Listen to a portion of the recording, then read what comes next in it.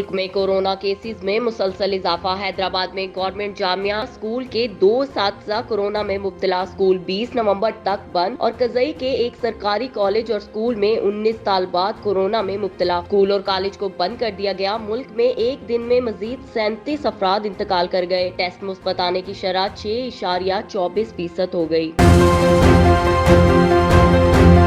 पाकिस्तान में फिजाई आलूदगी खतरनाक हद तक बढ़ गई। लाहौर की फिजा दुनिया में सबसे ज्यादा आलूदा करार। शहरियों को सांस लेने में दुश्वारी का सामना। कराची दुनिया के आलूदा तरीन शहरों में दूसरे नंबर पर आ गया। तिब्बी माहिरीन की शहरियों को मास्क इस्तेमाल करने, घरों की खिड़कियां दरवाजे बंद रखने और बिला वजह घर से ना निकलने की हिदायत।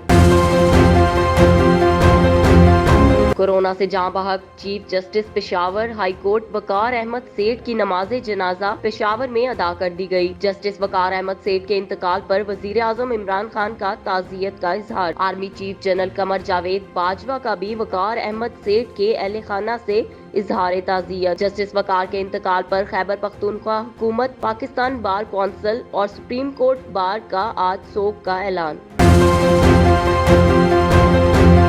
वजीर आजम इमरान खान कहते हैं कि उन्होंने लाहौर में कब्जा माफिया को लगाम देने के लिए उमर शेख को CCPO लगाया। वजीर आजम ने कहा, कई बार बहनोई के प्लाट से कब्जा छुड़वाने की बात की, लेकिन कब्जा बरकरार रहा। एक दिन कब्जा माफिया ने बहनोई के बराबर वाले प्लाट के मालिक को गोली मार दी। इस वाक़े के बाद उन्होंने CCPO लाहौर को लाने का फैसला किया। उमर शेख ने आते ही कब्जा माफिया के कारिंदों को गिरफ्तार कर लिया।